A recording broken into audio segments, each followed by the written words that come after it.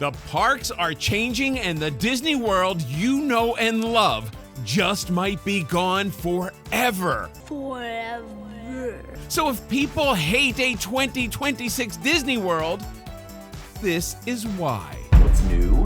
2026 is a big year for Disney. I got diagnosed with sleep apnea and I was prescribed a CPAP machine. There's a lot happening. What do you think of all the changes coming to Disney World? This is unprecedented levels of change, I feel. Is that how you feel? Hate, love, who's to say? Let's talk about 2026. This is what you wanted me to talk about, right? Rock and Roller Coaster is changing big time. Aerosmith is out. The Muppets are in. Some people are really happy with this. I don't know if I've heard of many people being upset. A lot of people feel like they're putting a Band-Aid over the Muppet fandom because we did lose Muppet Vision 3D, which was a huge upset to make way for Monsters, Inc. Land. But they're giving us this like new Muppet Rock and Roller Coaster. Rock and Roller Coaster is getting a retheme to be Rock and Roller Coaster starring the Muppets instead of Rock and Roller Coaster starring Aerosmith. Because when you think of the biggest rock bands of all time, the first two that pop into your head are Aerosmith and the Muppets. It does concern me a little bit that Disney said the Muppets along with today's top artists. I think Disney has kept the music vague intentionally because when they announced it, they also did not know. I think it would be really cool if they could rotate through a lot of different like popular artists every few months or like once a year. I have a really hard time believing that it's going to be any sort of music that's not Disney owned. Who do I wish it was? Queen. That's easy. I wish it was Queen. Can you imagine? Oh my gosh, you could do any Queen song would rock on Rock and Roller Coaster. I personally hope the top artists are like Sabrina Carpenter. Sabrina is really doing a lot with the Muppets right now. During her last show of her short and sweet tour, she arrested Miss Piggy. That was the celebrity guest, was Miss Piggy. And then she also is hosting the Muppets 70th anniversary special that they're doing. So I would love to see someone like Sabrina, like a true today's top artist. Chapel Roan. Is Chapel Roan on this? Is Sabrina Carpenter on this? Because that would be cool. Let's not forget the living legends. The still relevant, very relevant Lady Gaga. She's done a Muppet special. Is Lady Gaga coming to do a duet? Well, give us like some Little Richard. That'd be fun. Good golly, Miss Molly. And have like, have the Muppets sing it. Like, what if the Muppets just did covers of like great rock and roll songs? I think that would be so cool, right? That would be so much fun. I am very excited for this. Soarin' Around the World is going to become Soarin' Across America for America's 250th birthday. And I think that's amazing, and I don't know why they haven't done this before. Texas better be represented, or else I will be calling Disney myself, okay? You have to have the Lone Star State in there. Well, there's a new mission on Mission Space. No, it's not Mission Space. Can you imagine? Millennium Falcon Smuggler's Run is also getting in on the changes this year, which is very exciting. I think I would be very excited by that. It's like, you're not going to Mars today. Today you're going to Uranus. It will be a little bit of a new story where instead of, kind of the classic Hondo, you're getting the coaxium Chewies there. It'll be similar, but also Grogu and Mando will be there. Are you ready? Get ready. Okay, you're ready now? We're going. And it's been really interesting to hear Disney talk about how they're working with Epic Games to make the 5 screens interact as if it was one screen, like when you're gaming at home. I really like that as a new gamer myself. I think that's really interesting that they're working together in that aspect. And the engineer role, historically the worst seat to get on that ride because all you do is press a few buttons instead of getting to like shoot the guns or steer the ship. All right. I guess I'll be the engineer. The engineer will now choose where you go when you're on the ride, so it makes the engineer role way better. Big Thunder Mountain Railroad is coming back, as well as Buzz Lightyear, Space Ranger Spin. Pumped for both of those to come back, just because I love a good update. Oh, you want my best wildest ride in the wilderness? Oh, goodness. It's the wildest ride in the wilderness. I'm coming at you, and I'm looking my best. Wildest ride in the wilderness. I have to embarrass myself, okay? wildest ride in the wilderness. That's not how he says wilderness, but I do think it is how he should. Thank you. I made him leave the room because I don't like to embarrass myself. Okay. Look at me, I'm a star. Wee wee. I'm a roller coaster going far. Hold on, I have to get in the mind space. If you guys think my anxiety is fake, this is a good example. It's very real. I made him leave the room. I don't want to do it.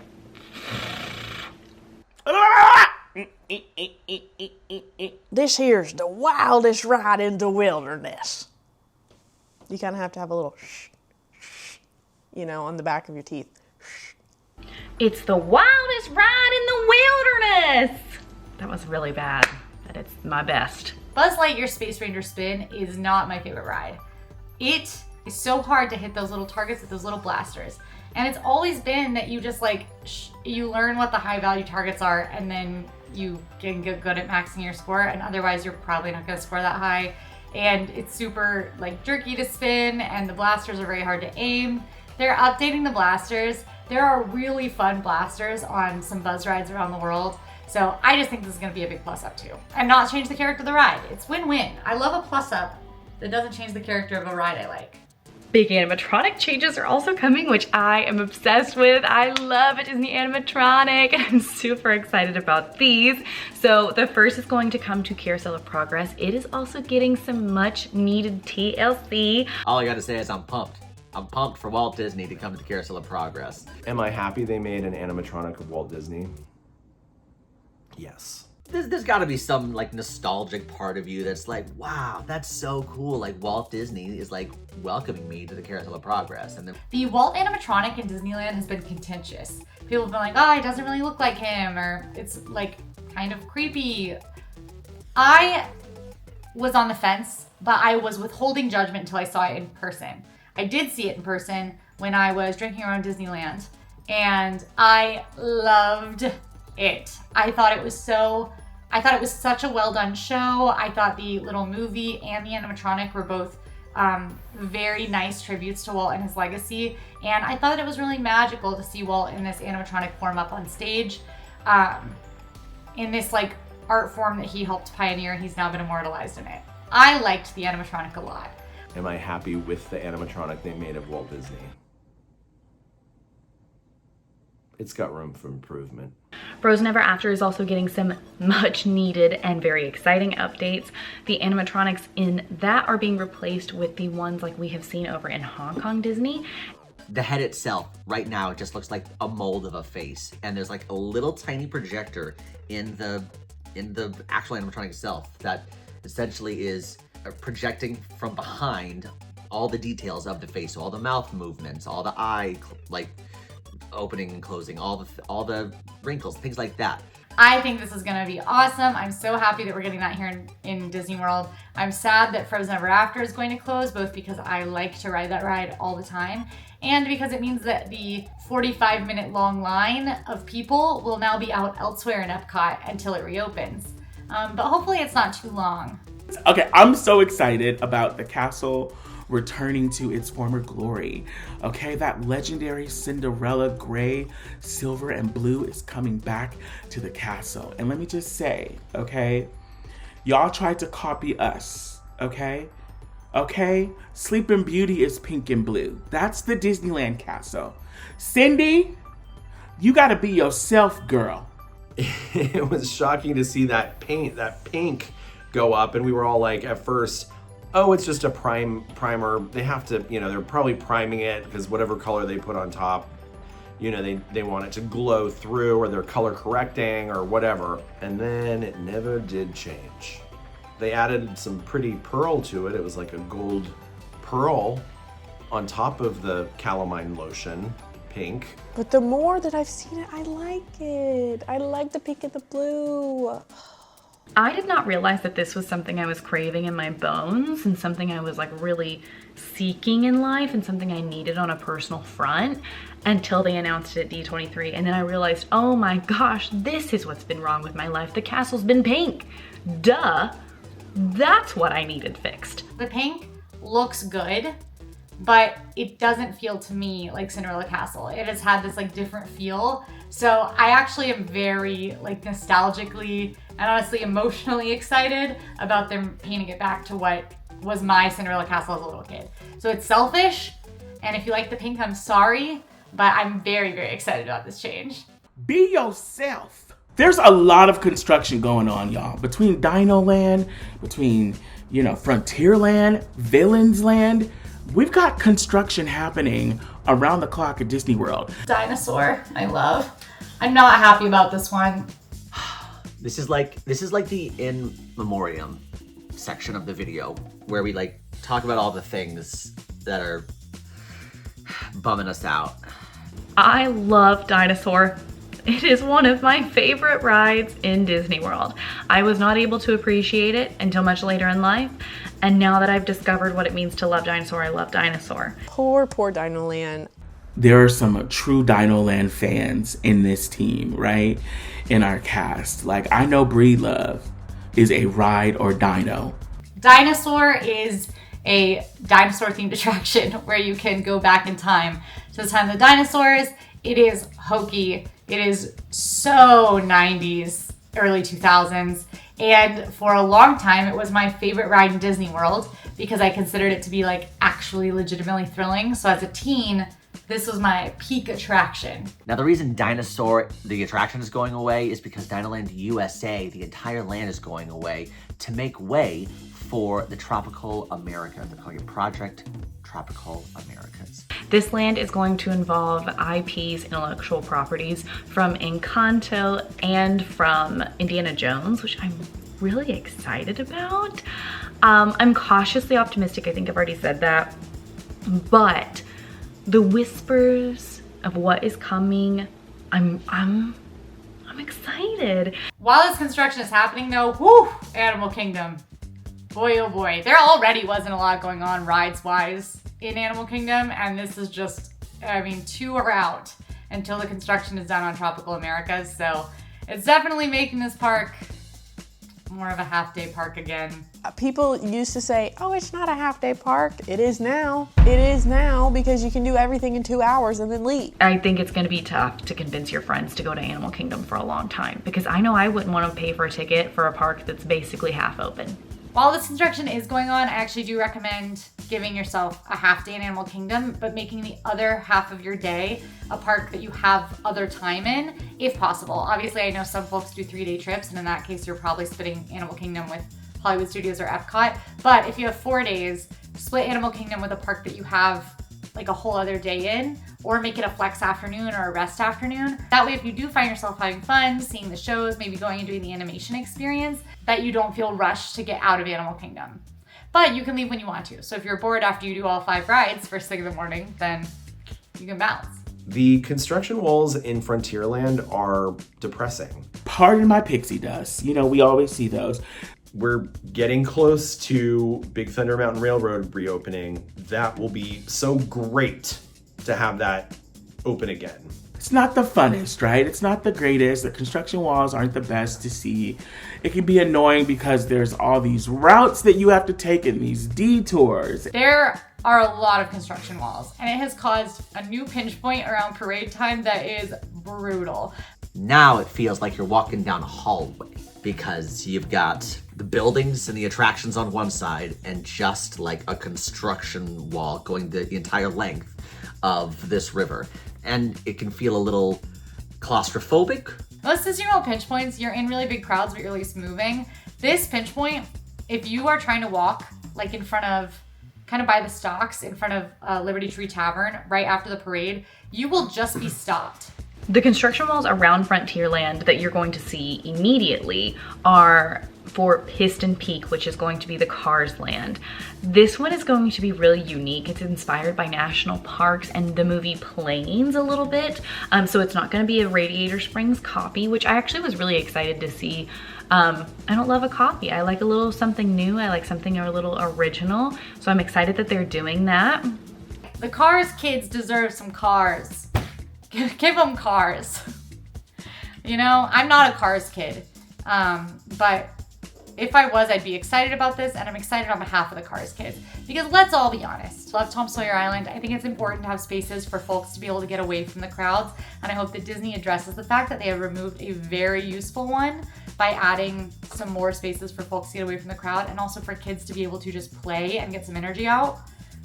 If they do those things, Cars is a good addition. And RIP to the Liberty Bell, because she's beautiful. But they're not dismantling her. She's somewhere. Where are they gonna put her? Where are they putting the Liberty Bell? And of course, we're also getting a Villains Land, which is gonna be amazing. Now, Disney, be honest. Y'all doing this Villain Land because another neighbor of y'all's has a sort of Villains Land, right? Y'all, you know what I mean? I'm really excited about Villains Land. Villains Land is like a true expansion. We're not losing anything for it as far as we know. There's a possibility that we lose the train. I'm unwilling to discuss it until it's true. We better not lose the train. Make something work. They kind of beat you to the punch a little bit.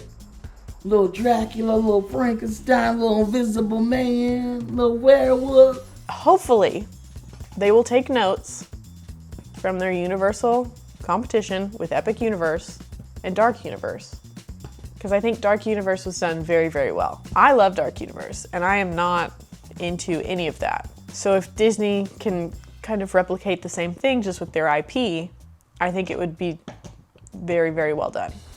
We see you. We see what y'all did.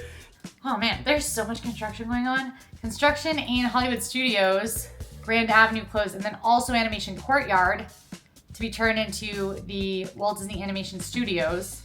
Muppets Courtyard makes me physically sick to look at. I know many of us are very, very devastated, but once again, I will say the Muppets, not my favorite IP. You guys know, if you've been following, if you haven't, you're learning now that that was my happy place. That was where I just felt at home. And to lose that is sickening. And I don't really want to talk about it. I like Monsters, Inc., sure. So I'm not that upset about this. I feel like this is the first time I'm admitting it. But for Muppets, no, I think underutilized. I think Muppets are so severely underutilized, and as much as I love Monsters, Inc., who's been asking for this? I was a Monsters, Inc. kid. It's one of my top 5 Pixar movies. I'm very excited for Monstropolis. And I don't think anybody's upset about Star Wars Launch Bay going. That was a massive dead use of space at this point outside of the meet and greets, which they have just relocated. So Star Wars Launch Bay is now gonna be this awesome animation studios. My big fingers crossed for this is that they do animation classes in the style of Disneyland, where they do the drawing classes with the characters, but they actually have schedules, and there's like different difficulty levels where you can learn to draw all different Disney characters. Whereas in Disney World, when you go to the animation class in Animal Kingdom, you pretty much go in and there's the character of the day or whatever, and you're drawing it, and it's always a similar difficulty level. But Disneyland, there's all different ones, and you can see the schedule and pick out when you want to go. And that's what I really want for this. So that's what I'm crossing my fingers, is that there will be a drawing class and it will be structured like Disneyland's. Oh boy, we're looking at prices. Prices for tickets. This is gonna be Cha-ching! really fun. Kind of a tough conversation. Nobody really likes to talk about the prices. So we're talking about 2026 prices compared to 2015. Cha-ching! So in 2016, a one-day, one-park ticket was $97 to $124. And now it is $119 to $209. Cha-ching! That is much higher. I mean, that's a pretty significant jump. That's over $20 for the minimum one day, one park. And I mean, just outright almost $100 for, for other days for the maximum amount. And I just feel like that is a lot. Now let's look at annual passes. Back in 2016, oh man, this one hurts even more. Back in 2016, they were anywhere from $389 to $829. And in 2026, they are costing anywhere from $489 to $1,629. Cha-ching! That to me feels even worse.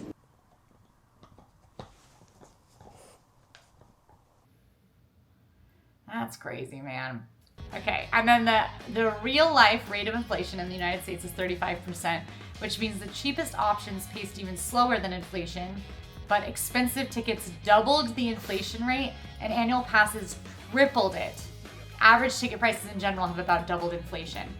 That is so wild. It obviously is a nod towards Disney's demand, but when people talk about Disney just getting more and more expensive, it is really true. It is frustrating to see that at this point, obviously, Disney is a business. And that is one thing that I'm not naive about. That's not something I misunderstand. I know it brings us a lot of joy and happiness and fun. It is also still a business. They also still have to make money. They're going to change with the times. They're going to go with inflation. It is nice to see that the cheapest ticket options paced slower than inflation.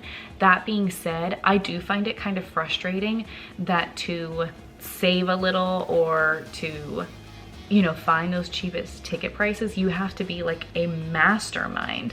I love that we can help people find those easily and not make you search for it. That's our whole job, is to like find that information for you, which I love being able to do for people.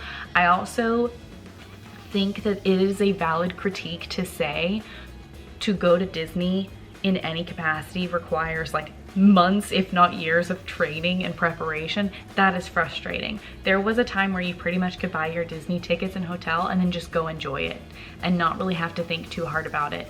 And I think now it is so expensive and so limited and not available to everyone, and rising, if not, and at times tripling past what inflation is growing. That is so frustrating. Disney Quest? We're talking about Disney Quest? I'm glad we're getting back into the fun things. Disney Quest feels like a fever dream. Everything about this feels like a fever dream. Disney Quest was an interactive kind of play building. It was supposed to be kind of like a video game in real life, sort of building in Disney Springs. I never did it, and I really wanted to, so that was honestly, that was a really big blow to me when it closed, because I really wanted to experience Disney Quest one day. It was like the most interactive arcade. It had like roller coasters that you can design and kind of ride yourself, and like brain teasers and puzzles and arcade games. Like, it was just everything. I really enjoyed it, and I do miss it, and I feel like having something like that back would be so dope. It would be so much fun.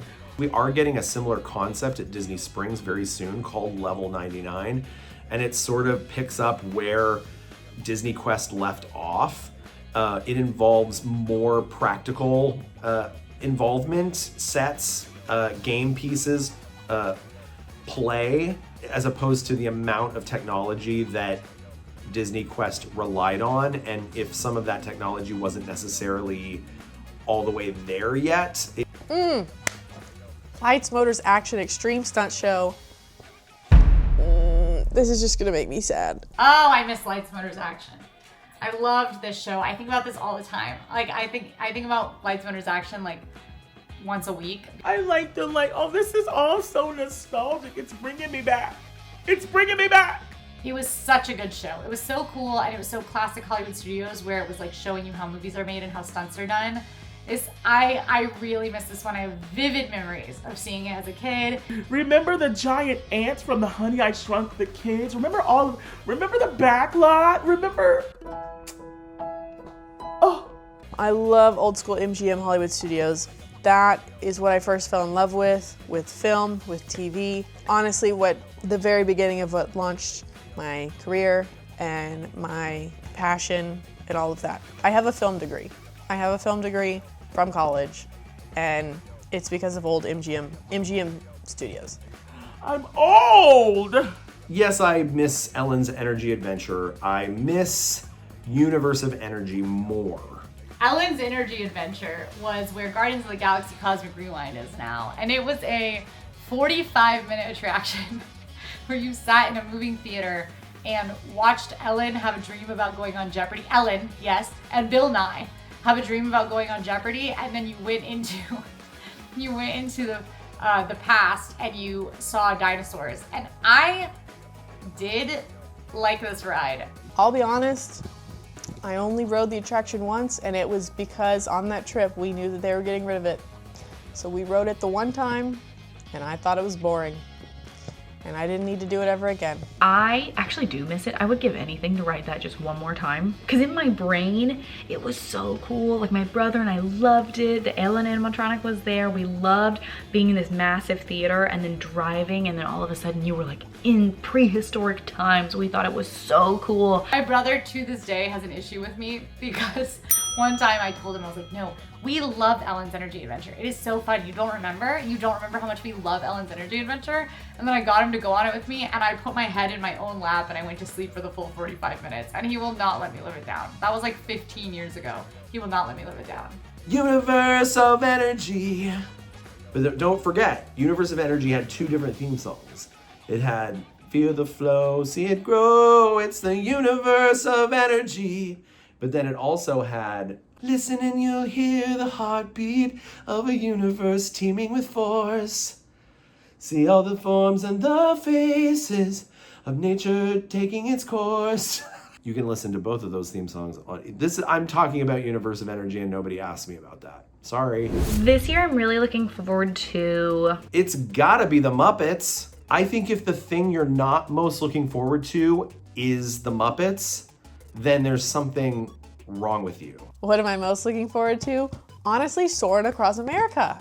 And I'm sorry, I don't like to call people out like this, but I think that you should probably call someone you love and admit this to them. I'm gonna say Muppet Coaster. Or message me on Instagram, and I'll tell you what you need to hear. I'm most looking forward to Villains Land. That is what I'm most looking forward to. I cannot wait to see what awaits us in Villains Land. Because the Muppets getting a ride in Walt Disney World should be the most exciting thing of your decade, let alone year. Do I really think that people will hate Disney World in 2026? In 2026, people are going to hate paying ticket prices and construction. Paying as much money as they're going to pay for as many construction walls as they're gonna see. I think, just like all the recent years, everybody hates Disney World, and I think everybody loves Disney World. I think that there's a lot of people saying a lot of things all the time online, and I think feelings just run high in this day and age, and everybody feels like they have to say, like, take a really hard negative stance to be saying something like that people will hear. But in reality, I think a lot of the stuff that's happening in 2026 is really cool for Disney World. I think the reasons that people hate Disney World is because it is prohibitively expensive at this point and getting so crowded. But I think ultimately that's a testament to the fact that people still love it. If you're still here, go ahead and like this video and drop this secret code in the comments. So we know you made it all the way. Plus, don't forget to subscribe. We upload news, tips, games, discussions, and more about Disney World and beyond all week. Why? Because we're serious about fun. We'll see you next time. Bye. A long, long time ago, in a galaxy far away, Naboo was under an attack.